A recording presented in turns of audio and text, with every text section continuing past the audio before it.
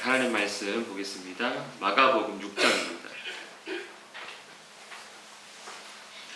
마가복음 6장 7절에서 16절 말씀을 보겠습니다. 마가복음 6장 7절부터 16절까지 말씀입니다.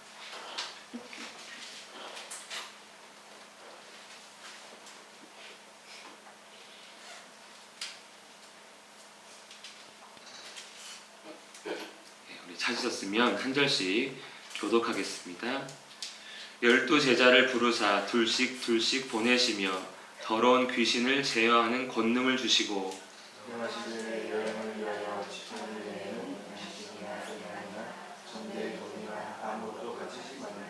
신만 신고 두벌 옷도 입지 말라 하시고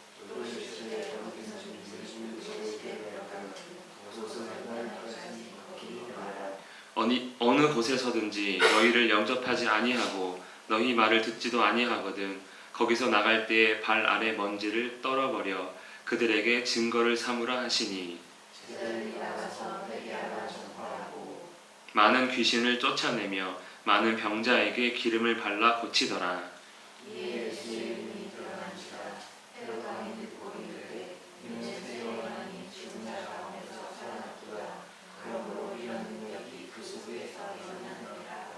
어떤 이는 그가 엘리야라 하고 또 어떤 이는 그가 선지자니 옛 선지자 중에 하나와 같다 하되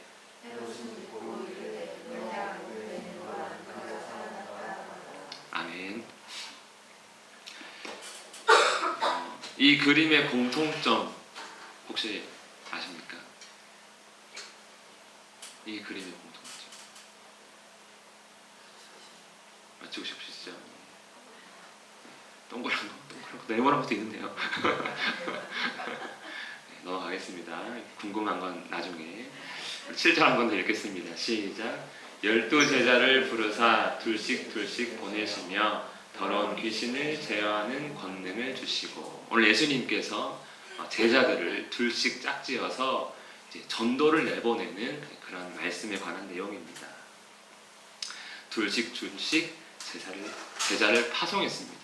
왜 예수님은 일단 2명씩 보냈을까 생각해보면 바로 전도란 증인이 되는 일이기 때문입니다. 증인은 성경에 보면 증인은 한 사람을 세우면 안 됩니다. 최소 2사람이 같은 말을 해야 되는 것이죠. 그래서 이 복음을 증거할 때 얼마나 말이 안 되면 일단 증인이 확실해야 되는 것이지요. 혼자는 살붙이고 뭐 하니까 그러면 안 되고 정확한 복음을 증거하기 위해 복음의 증인으로서 2명씩 보낸 것이 아닐까 생각할 수 있고요. 또 예수님께서 제자 파송하신 근본적인 이유는 바로 이것입니다. 제자를 세우신 목적이 바로 그것이기 때문이죠. 마가복음 3장에 보면 12를 세우셨는데 목적이 뭡니까? 함께 있게 하고 또 전도도 하며 전도하게 만들려고 제자를 세우신 것입니다. 즉 우리도 마찬가지죠. 우리를 하나님께서 자녀 삼으신 이유는 함께 하려고 하고 근데 우리 여기서 이제 좀 많이 멈추는 경향이 있지만 전도도 하는 이것이 하나님께서 자녀 삼으신 예수께서 제자 삼으신 목적입니다. 그래서 이제 인턴십 같이 테스트하는 것이죠. 본격적으로 예수님이 부활 승천하기 전에 이제 한번 니들끼리 한번 갔다 와봐라 하면서 이제 인턴 과정을 거치고 있는 제자들의 모습 같습니다. 예수님이 갑자기 어느 날 제자들을 파송한 게 아니지요. 실상 부르셔서 지금까지 자기를 모델 삼아서 예수님은 제자들을 준비시키셨습니다. 함께 하셨고 함께 하시면서 가르치셨고 또 가르치시면서 여러 가지 기적과 이적을 통해서 하나님 나라를 보여주셨습니다. 놀라운 권세와 교훈으로 제자들에게 하나님 나라를 가르쳤고 여기서 결정적으로 중요한 것은 예수님에 대한 믿음을 갖게 만드는 것이죠. 그래서 이분이 시키는 건 할만하다.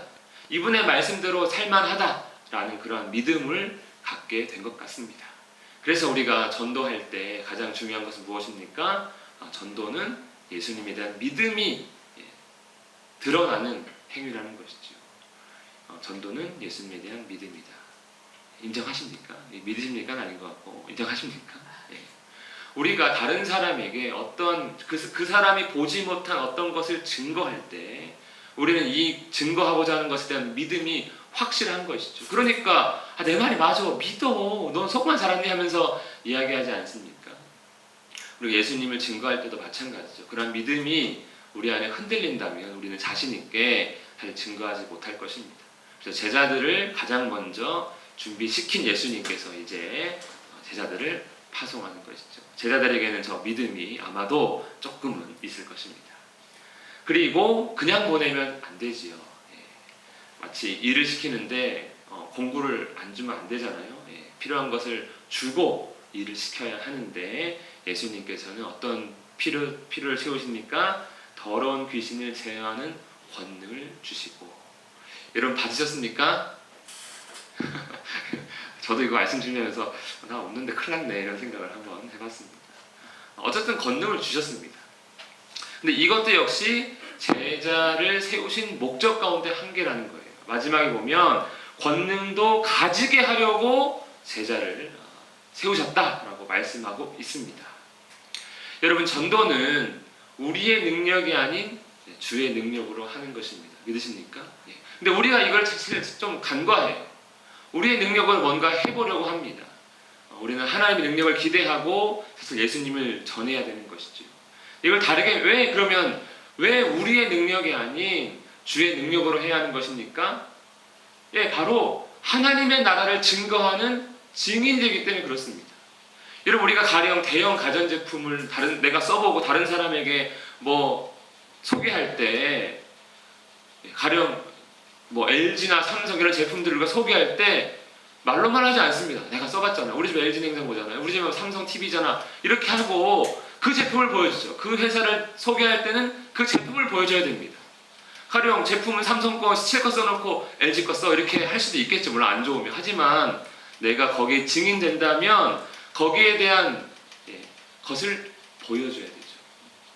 우리가 예수님을 증거합니다. 그럼 무엇을 보여줘야 됩니까? 예수님을 보여줘야 되죠. 그래서 예수님께서는 우리에게 제자들에게 권능을 주십니다. 왜냐하면 그것만이 하나님 나라를 증거할 수 있는 증거가 되기 때문이죠.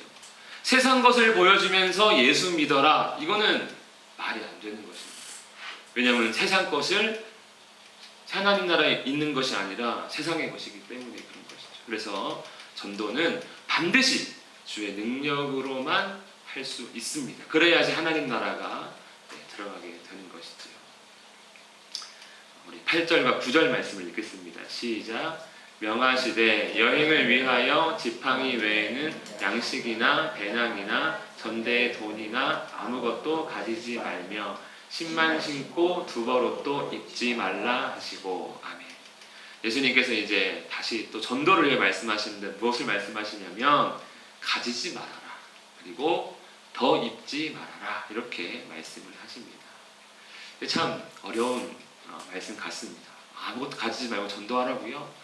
그런 것 같습니다. 왜냐하면 복음 외에는 의지할 것을 갖지 말라는 의미인 것이죠. 우리가 예수님을 믿어도 다른 사람에게 예수를 얘기할 때 보통 예수님을 의지하기보다는 복음이 자신에 있어서 얘기하기보다는 예수 믿었더니 어떻게 되었더라 라고 이제 얘기를 합니다. 그게 틀린 말은 아니에요. 반드시 하나님께서 은혜 베푸신 거 맞습니다. 근데 듣는 사람 입장에서는 그것이 학연, 지연, 혈연이 된다는 거죠. 그냥 재산을 자랑하는 것이나 사회적 지위 정도를 표현하는. 그래서 우리가 요즘에는 그런 간증들을 많이 듣지 못하지만 예전에 간증이 한참 유행할 때 그들의 간증의 핵심은 무엇이었습니까? 내가 새벽기도 한 번도 안 빠졌더니 우리 자식이 어디 대학 갔다더라. 내가 했더니 내가 11조를 예전에 그런 그 설교도 있었습니다. 미리 땡겨서 11조 하시라고. 아직 벌지도 않았는데 벌 줄로 믿고 난 1,000,000원 벌 걸 믿으니까 100만원 땡겨서 11조 하라고. 그런 이야기도 있었죠. 그렇게 난 땡겨서 11조 했더니 하나님께서 그만큼 30배, 60배, 100배 채워줬더라. 이게 복음 증거한 건지 아닌지 애매하지 않습니까? 뭘 의지하는 겁니까? 내가 번 돈을 의지하고 내가 이룬 지위를 의지하는 그런 것들을 드러내지 말라는 것이죠. 설령 성공했더라도 가지지 말고 입지 말고 그냥 나아가라는 것입니다. 그냥 검소한 모습으로 나아가서 복음만 증거해라 라는 것이죠. 여러분 만약에 수요 전도다, 화요 전도다, 교회들이 전도 많이 하는데 커피나 떡을 나눠주는 아주머니 한 분이, 집사님 한 분이 막 치렁치렁하게 금목걸이 확 두르고 이렇게 전도하고 있으면 예수 믿는 것 같아요. 상상을 많이 해야 될 것 같아요.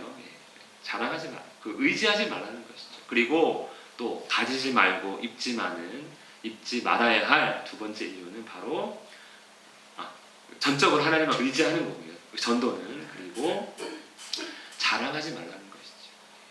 결국 걸치고 나가는 것들이 자랑거리가 될 수 있다는 것입니다. 조건은 바뀌지 않습니다. 학연, 지연, 혈연, 재산 이런 모든 것들이 자랑거리가 된다면 예수님은 나타날 크게 없는 것이죠. 우리가 많은 사람들에게 혹은 소수라도 나가서 복음 이야기를 할 때 어떤 이야기를 주로 하는지 우리 자신을 좀 돌이켜 본다면 이거 빼고 얘기할 게 뭐가 있나 싶을 정도로 얘기를 많이 못한 것 같습니다. 복음만 이야기하는 것을.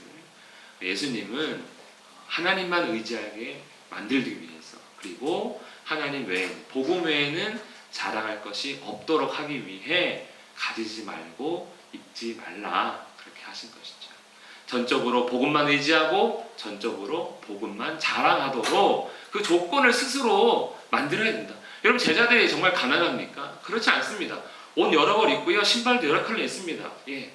나이키도 입고 아디다스 있겠죠. 하지만 그런 것들이 자랑거리가 아니라는 겁니다. 세상은 무엇을 자랑합니까? 옷을 자랑합니다. 차를 자랑하고 집을 자랑합니다. 그런 거는 복음과 아무 상관없다는 것이지요. 오직 하나님의 권능으로서만 복음을 온전히 증거하기를 원하시는 예수님의 말씀입니다. 무릇 육체의 모양을 나타내려는 자들은 아니라는 것이죠. 내게는 우리 주 예수 그리스도 십자가 외에는 자랑할 것이 없다. 이렇게 사도 바울도 이야기하고 있습니다. 어떤 조건이 복음을 믿도록 하기 위한 어떤 수단이 될 수 없다는 것이죠. 그래서 가지지 말고 입지 말라 하신 예수님은 복음만 온전히 나타나도록 스스로 뺄 건 다 빼라 라고 말씀하십니다. 그래서 이게 이제 문제의 그림이 나오는 것이죠. 문제의 그림이. 자, 이게 공통점 무엇입니까? 먹고. 이게 이제 전도할 때 우리가 보통 드리는 전도 주일 하면 아이들 저 어릴 때 초코파이 먹었었으니까 초코파이. 예수 믿으러 안 가죠. 초코파이 먹으러 갑니다. 또 우리 어르신들 프라이팬 받으러 갑니다. 복음을 다 감추는 거죠. 복음을 감추고 또 전도 주일날 주보 이렇게 한 장씩 경품도 한 장 줍니다. 그래가지고 집에 안 가게 만들죠. 끝까지 경품 시점 기다려야 되니까. 그래서 그냥 제 맛대로 복음을 회방하는 전도 주일의 상품들입니다. 그런 것 같아요. 정말 우리가 복음을 증거한다 하면서 사람들의 욕심을 자극하고, 그래서 그냥 일단 교회는 나오게 만들고 싶으니까 이러한 여러 가지 아이들 좋아할 만한 거, 어른들 좋아할 만한 거 끝까지 붙들 수 있는 이러한 것들을 가지고 결국에는 주님이 아닌 이런 상품들을 전하는. 그래서 이거 받아가면 그 다음 주에 안 오시죠. 주님한테는 예수님한테는 복음에는 관심을 갖지 못했거든요. 그래서 은과 금은 내게 없지만 내게 있는 것, 이것을 주노니 예수 그리스도 이름으로 걸어라. 권능만, 하나님 나라의 권능만을 증거로 해서 복음을 온전히 전하는 그러한 제자가 되기를 원하시는 예수님의 말씀입니다. 그래서 전도는 뭐다? 단순하다. 우리는 뭘 갖고 나가서 뭘 어떻게 만들어서 복음 전하는 거는 뒷전이고 어떻게 나쁘다고 생각은 안 합니다. 스스로. 왜냐하면 복음 전하기 위해서 우리가 준비하는 건데. 근데 이것이 정말 복음을 잘 증거할 수 있는 수단이 되는가, 아니면 복음을 좀 가리는 그런 것이 되는지 생각을 해봐야 할 것입니다. 10절입니다. 시작. 또 이르시되 어디서든지 누구의 집에 들어가거든 그곳을 떠나기까지 거기 유하라. 아멘. 전도는 뭡니까? 영접하는 자를 의지하는 게 전도다라는 것이죠. 복음을 증거했습니다. 어떤 사람이 복음을 받아들이고 영접한 거예요. 그리고 당시 이제 전도 여행을 떠난 거니까 숙소가 마땅치 않은데 복음을 영접하고 이곳에 있을 동안에는 우리 집에서 머무십시오 라고 하는 사람들이 있다는 것이죠. 그럴 때는 그 사람들을 의지하라고 말씀하고 있습니다. 실제로 사도행전을 보면 이 사도 바울을 영접하고 도와주고 또 도움 준 사람들이 있습니다. 뭐 빌립보의 루디아, 그다음에 브리스길라와 아굴라, 그리고 디모데의 할머니와 어머니인 로이스와 유니게, 그리고 골로새 교회에 교회 당을 제공했던 자기 집을 뭐 빌레몬 같은 이런 많은 사람들이 사도들을 영접하고 도움을 끝까지 주는, 그리고 사도들도 그들을 의지해서 사도 바울 같은 경우는 로마에 있을 때 편지도 쓰지 않습니까? 자기를 돕고 뭐 여러 가지 것들을 요청하는 그런 일들을 볼 수 있는데, 전도는 다른 사람을 하나님을 의지하는 것이 전도인데 그 하나님을 어떻게 의지하냐면요, 사람을 함께 의지하는 것, 다른 말로 우리는 동역하는 것이 바로 전도다. 그래서 서로 요청하고 또 서로 도움을 주고 받는 그런 관계가 바로 교회 안에서 전도할 때 필요한 관계가 되는 것입니다. 남보다 내가 더 잘나기 위해서 전도하고자 했던, 그래서 빌립보 교회는 사도 바울에게 책망을 들었죠. 그렇게 하는 게 아니다라고, 스스로 잘난 척하지 말라고 책망 들었죠. 우리 11절 말씀입니다. 시작. 어느 곳에서든지 너희를 영접하지 아니하고 너희 말을 듣지도 아니하거든 거기서 나갈 때에 발 아래 먼지를 떨어버려 그들에게 증거를 삼으라 하시니. 자, 전도는 무엇입니까? 전도하다 보면 영접하지 않는 자가 있다는 거예요. 우리가 이전에도 거라사 사람들, 그렇게 군대 계신 들린 사람을 구원했더니 떠나십시오 이렇게 거부했습니다. 그리고 고향 나사렛 사람들, 예수님이 아무리 보여주고 함께 하시고 가르치셔도 거절했습니다. 전도하다 보면 영접하지 않는 자가 사실상 훨씬 많죠. 그런데 예수님은 그럼에도 전도할 것을 말씀하시는 것이죠. 그러면서 그 사람들과 헤어질 때, 요즘은 그렇게 전도하면서 영접하지 않는다고 이렇게 하면 좀 이상하게 보이겠지만 어떻게 합니까? 영접하지 않는 자의 집에서 나갈 때, 그 마을에서 나갈 때 발의 먼지를 털어버려요. 그러니까 발바닥에 붙은 먼지를 털라는 거예요. 우리가 이제 집 밖에서 집 안으로 들어갈 때 신발에 먼지나 뭐 모래가 들어가면 발을 털고 들어가지 않습니까? 왜 털죠? 그렇죠. 집에 그거 갖고 들어가기 싫은 거죠. 그거는 털어버리고 들어와야 되는 것입니다. 마찬가지입니다. 거부하는 사람들에게 있는 먼지조차 하나님 나라에 들어갈 수 없다는 것을 보여주는 것이죠. 즉 발에서 먼지를 떨어버리라는 말씀은 복음을 거부하면 얼마나 심각한지를 그냥 눈으로 보여줘라 라는 것입니다. 하나님과 철저한 단절, 너희 집의 먼지까지도, 너희 마을의 먼지까지도 하나님 나라에 들어갈 수 없는 그런 철저한 단절이 됨을 보여주라는 것이죠. 영접하지 않는 자에게. 그래서 사도 바울과 바나바도 전도할 때 두 사람이 그들을 향하여 발에 이 티끌을 떨어버리고 이고니온으로 가거늘. 여기서 이제 그들은 비시디아 안디옥이라는 도시의 사람들입니다. 그곳에 있는 유대인들을 향해서 먼지를 떨어버린 것이죠. 너희 끝났어. 단절이야. 라는 것입니다. 물론 우리가 한 번 전하고 먼지 털고 다시는 안 가야지, 이게 아니라 물론 계속 복음을 증거하지만 이것은 한 번 증거하고 뒤돌아서라 이게 아니고 그만큼 복음을 거부한 자들은 이렇게 심각한 상황에 처함을 알고 있으라는 그런 의미가 될 것 같습니다. 그래서 거부당하는 것도 뭐다? 전도다. 우리 거부당하는 것 때문에 사실 전도 많이 못합니다. 좀 그렇기도 하고요, 마음은. 그런데 예수님은 그것도 전도임을 우리에게 말씀하고 있습니다. 그래서 우리는 충실히 전하되 결과는 누구에게 맡깁니까? 하나님께 맡기는 것이죠. 예수님을 증거할 때 권능이 나타나는 것도 하나님께 맡기는 거고요, 실제로. 그리고 그것이 그분들이 영접하든 하지 않든 그 모든 결과는 다 하나님께 맡기는 것. 그래서 거절당하는 것도 전도입니다. 살짝 정리를 한다면 전도는 일단 예수님을 믿는 것이고요. 그리고 전도는 주의 능력으로 하는 것입니다. 사실 우리가 다 기적을 나타내지 못합니다. 아마 우리 중에 아무도 기적 나타내지 못하고 있죠? 그렇죠? 근데 정말 큰 기적을 놓치고 있는 것 같아요.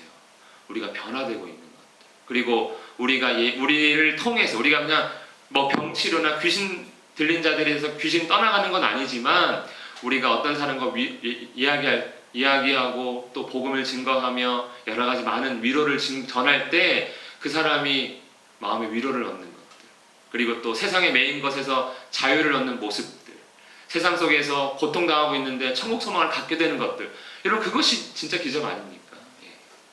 정말 기적 보고도 믿지 않는 이스라엘의 구약의 이스라엘이 있었고 신약의 유대인들도 예수님 죽였습니다. 하지만 그런 기적이 없어도 위로와 자유가 나타난다면 그것이 주의 증거가 되는 것이지요. 그리고 전도는 뭐 이것저것 자랑하면서 증거하고 하는 것이 아니고 단순하게 복음만 전하는 것이고, 전도는 동역하는 것이며 거부당하는 것도 전도다라는 것입니다. 우리 12절, 13절 말씀 읽겠습니다. 시작.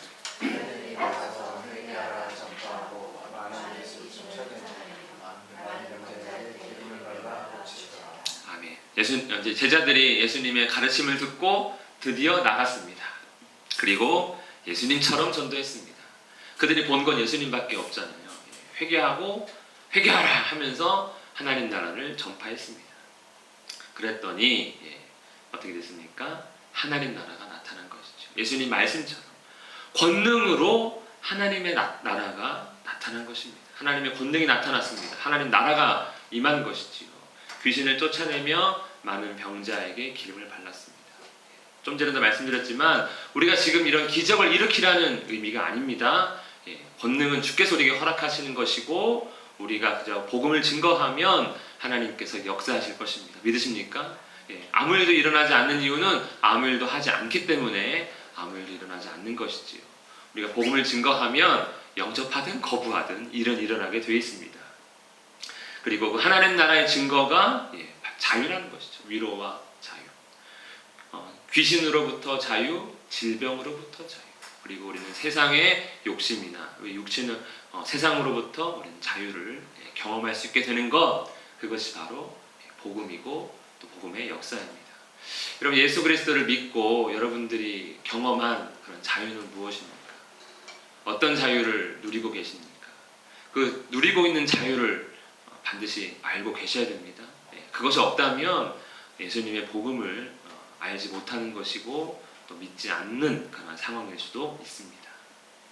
14절입니다. 시작. 이에 예수의 이름이 드러난지라. 아멘. 예수님의 이름이 드러났다는 거죠. 전도의 결과 예수님이십니다. 다른 것이 드러나지 않았습니다. 뭐 돈도 아니고 건물도 아니고 뭐도 아니고 오직 예수님만 나타나게 하는 것, 그것이 바로 전도입니다. 전도.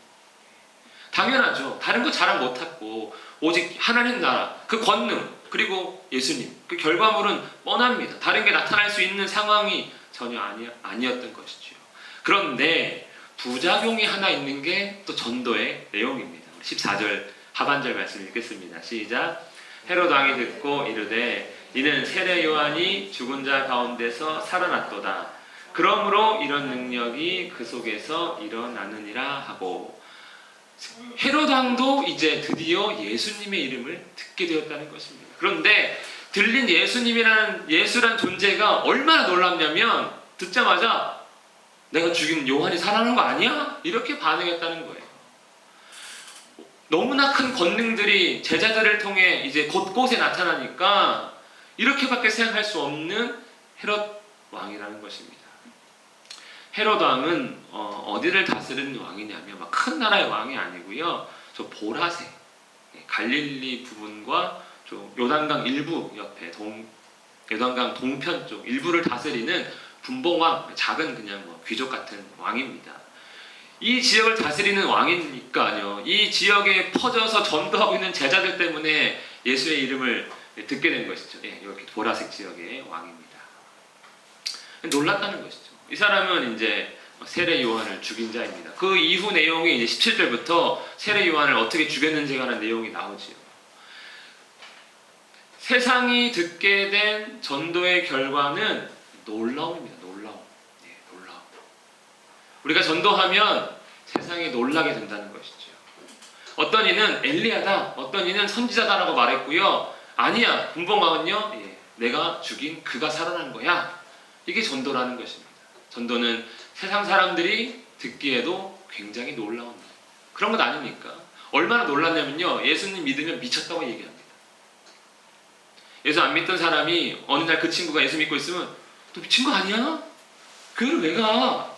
네, 이게 놀라는 거죠. 이게 전도입니다. 네, 다른 사람을 놀라게 하는 거. 네, 그래서 예수님이 이전에 제자들을 파송 전에는 종교적으로만 거의 주목을 받았어요. 하지만 이제 헤로당이 알게 된 이후부터는 사회적, 정치적으로도 주목을 받게 됩니다. 그런데 이게 문제가 뭡니까? 조금 있다가 그래서 우리가 그리스도의 제자로 살 때, 정말 복음의 증인이 될 때 세상을 놀라게 합니다. 우리 인생 살아가면서 세상 한 번쯤은 놀라게 해야 되겠죠. 우리 남편을 놀라게 하든, 우리 집사람을 놀라게 하든, 아내, 자식들을 놀라게 하든, 친구를 놀라게 하든 간 떨어지게 해야 됩니다. 한 번씩은요. 예수 믿는 게 이런 거야? 하면서 놀라게 하는 우리가 되었으면 좋겠습니다. 전도는 세상을 놀라게 합니다. 그런데 문제는 이거죠. 우리가 복음을 증거하고 예수님을 믿는 그 이유가 인기나 명예, 부에 있을 때가 많다는 거예요. 그런데 여러분, 세례 요한 죽었습니다. 복음을 증거한다는 이유 하나만으로 그냥 죽었죠. 그리고 예수님은 곧 나중에 또 죽게 될 것입니다. 전도가 우리 인생을 활짝 피게 하는 게 아니라는 것이죠. 세상적인 기준에서는 복음이 우리를 인기를 얻게 하거나 명예를 준다거나 권세를 잡게 하는 그런 수단이 아니고요. 어떤 일이 일어날지는 모릅니다. 복음, 하나님 때문에 부자가 된 구약의 인물들도 많이 있습니다. 그러나 하나님 때문에 죽어나간 구약의 사람들도 많습니다. 대표적으로 선지자들이 그랬고, 신약에서는 세례 요한이 그랬고, 예수님도 그랬고, 바울도 그랬고, 스데반도 그랬습니다. 전도했더니 명예가 따라오는 것이 아니라 배척과 죽음이 따라올 수 있다는 것이죠. 전도가 바로 이런 것입니다. 세상을 놀라게 하지만 그 결과는 나도 모르고 아무도 모른다. 하나님만 아신다는 것이죠. 전도의 결과 예수님의 이름이 증거됩니다. 이게 바르게 전도했다는 뜻이고요. 세상에 놀라면 역시 바르게 전도한 것입니다. 그리고 인기나 명예, 배척이나 죽음, 고난 이런 것들은 우리가 가늠할 수 없다. 그래서 전도하면서 좋은 걸 기대해서는 안 된다. 오히려 그래, 내가 힘들 수도 있지. 이거 감당해야지 하는 것이 바로 전도가 되는 것입니다. 갑자기 성경 뜬금없이 갑자기 분위기 성령 강림 주일입니다. 오늘이 성령 강림 주일이어서 그냥 요 하나 붙였습니다. 여러분, 오순절이 성령 강림 주일이죠. 오순절 마가의 다락방에 있던 제자들에게 성령이 임했습니다. 무엇이 시작되었습니까? 전도가 시작되었습니다. 성령 충만한 베드로가 나가서 복음 증거했을 때 그날 3,000명이 돌아오고 그 며칠 후에 5,000명이 돌아오는 성령 강림 주일의 의미는 무엇입니까? 추수의 시작입니다. 추수의 시작.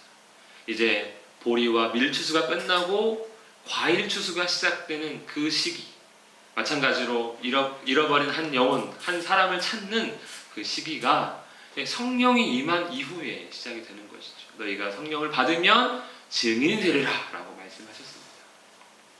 오늘 성령 강림 주일인데 이제 우리도 지난 3년하고 좀 이제 같이 신앙생활 하고 있습니다.